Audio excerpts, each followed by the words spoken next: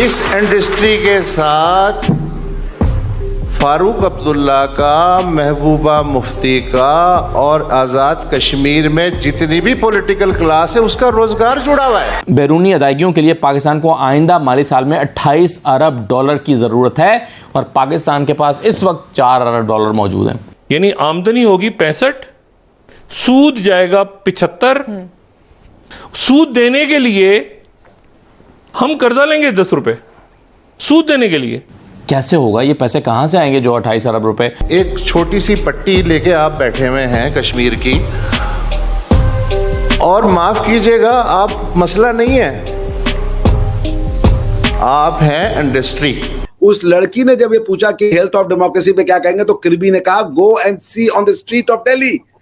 दिल्ली की सड़क पे चली जाओ, तुम्हें वहां की वाइब्रेंट डेमोक्रेसी चली जाती है। दिल्ली की सड़कों पे चले जाओ, जामिया मस्जिद में, हिंदुस्तान की धरती पे जहां मूर्ति पूजा होता है, ये आप शान से 5 वक्त कहते हो कि ला इलाहा इल्लल्लाह मुहम्मदुर रसूलुल्लाह, यानी कि कोई भगवान इबादत के लायक नहीं है सिवाय अल्लाह के।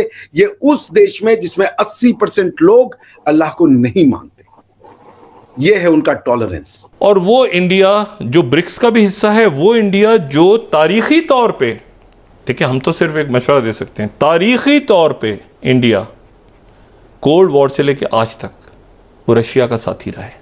बिल्कुल। ये जो 75 साल में हम इस नतीजे पर आज पहुंचे हैं कि हमें 1-1 डॉलर और 1-1 अरब रुपया बचाने की जरूरत महसूस हो गई है। जो शेख जायद हैं यूएई वाले, वो तो यूं गले लगाते हैं मोदी जी को, अपने यहाँ का हाईएस्ट सिविलियन अवार्ड दे दिया।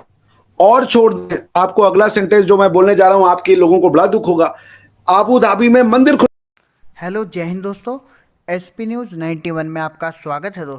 दोस्तों मैं आपको बता दूं कि एक जर्नलिस्ट जो कि कश्मीरी नेताओं की बहुत ही ज़्यादा खिंचाई कर रहा था, यानी कि महबूबा मुफ्ती और फारूक अब्दुल्ला के लिए, मतलब उनकी हकीकत बता रहा था कि कश्मीर जो है एक कमाई का साधन है, जो ये पीओके है, और यहाँ के जो लोगों के साथ अत्याचार हो रहा है, पाकिस्तानी पॉलिटिशियंस है, पाकिस्तान की जो सरकार है, यहाँ के रिसोर्स का तो लाभ ले रही है, लेकिन वहाँ पर फैसिलिटी के नाम पर कुछ भी नहीं। वहाँ की जनता भी बहुत ही ज़्यादा परेशान है, क्योंकि उनके साथ कहीं ना कहीं शोषण किया जा रहा है।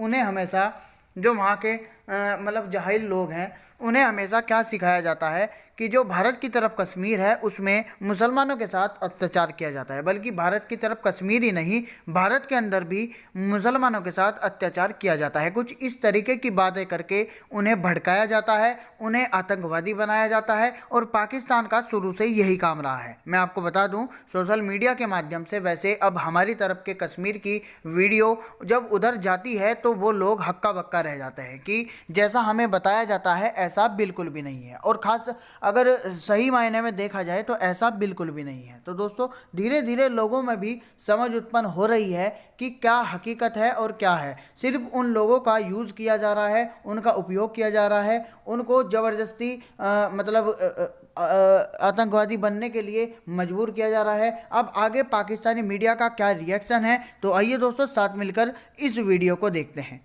इंडिया की बात हम वापस से हम करते हैं कि आपके यहाँ पे मैंने कहा अजीब अजीब सी वो है, मतलब इंडियंस को जो वो डिफाइन करते हैं।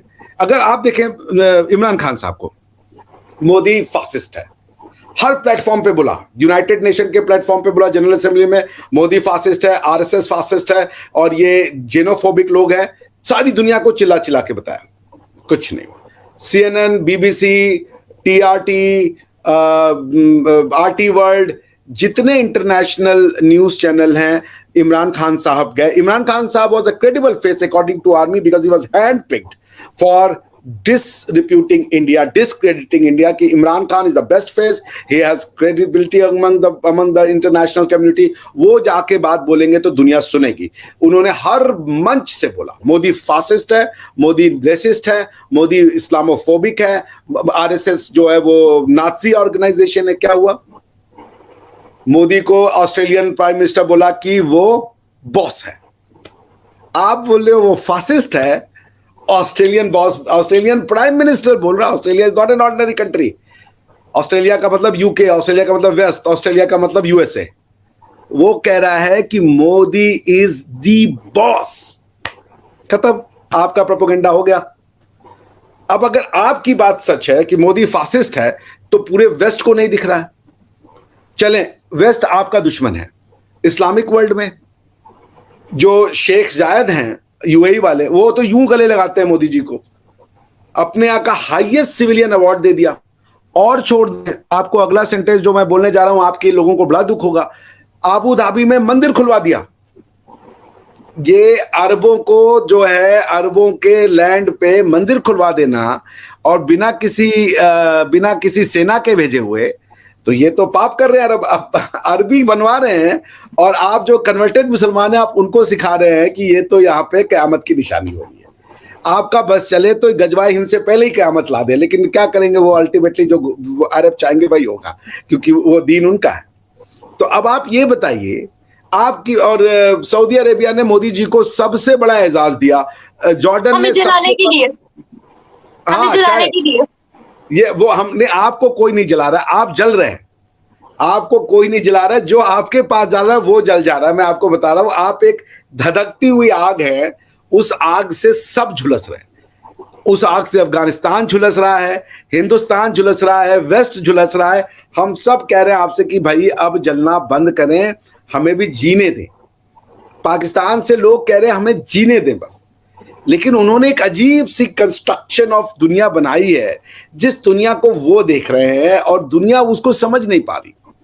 हमारे यहाँ एक बहुत पहले ना सीरियल आता था मुंगेरी लाल के हसीन सपने, तो उसमें मुंगेरी लाल के सपने आते थे, वो अजीब दुनिया में चला जाता था। तो आपकी कंट्री का जो बेस्ट डिस्क्रिप्शन है Nimra ji, it's a delusional country, it's in hallucination. ये जो सिजोफ्रेनिक जिसको कहते हैं, वो जो देख रहे हैं वो दुनिया को दिख नहीं रहा है, क्योंकि वो जो देख रहे हैं वो एग्जिस्ट नहीं करता। वो देख रहे हैं कि मोदी फासिस्ट है, इंडिया इस्लामोफोबिक है, आरएसएस एक नाजी ऑर्गेनाइजेशन है, इंडिया में मुसलमानों का कत्लेआम हो रहा है। आज यही कहा उस लड़की ने जब ये पूछा, बाय द वे उस लड़की की पहचान आपको पता है ना, उस लड़की ने जब ये पूछा कि हेल्थ ऑफ डेमोक्रेसी पे क्या कहेंगे, तो किर्बी ने कहा go and see on the street of Delhi. Delhi की सड़क पे चली जाओ, तुम्हें वहां की वाइब्रेंट डेमोक्रेसी चली जाती है। दिल्ली की सड़कों पे चले जाओ, जामिया मस्जिद में, हिंदुस्तान की धरती पे जहां मूर्ति पूजा होता है, ये आप शान से 5 वक्त कहते हो कि ला इलाहा इल्लल्लाह मुहम्मदुर रसूलुल्लाह, यानी कि कोई भगवान इबादत के लायक नहीं है सिवाय अल्लाह के। ये उस देश में जिसमें 80% लोग अल्लाह को नहीं मानते। ये है उनका टॉलरेंस। और आप कह रहे हो कि हम इस्लामोफोबिक है। हर मस्जिद से वहां आवाज आती है। ये जो मैंने कहा, आप जो दुनिया देख रहे हैं ना निम्रा, वो एग्जिस्ट नहीं करती। बांग्लादेश में कितने कॉरेस्पॉन्डेंट कब रहे?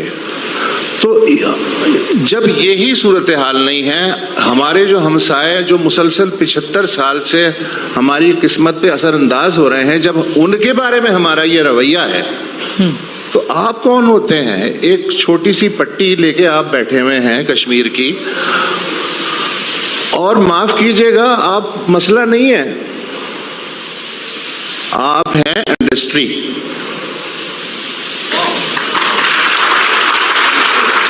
इस इंडस्ट्री के साथ कश्मीर कमेटी का रोजगार लगा हुआ है। इस इंडस्ट्री के साथ फारूक अब्दुल्ला का, महबूबा मुफ्ती का और आज़ाद कश्मीर में जितनी भी पॉलिटिकल क्लास है उसका रोजगार जुड़ा हुआ है।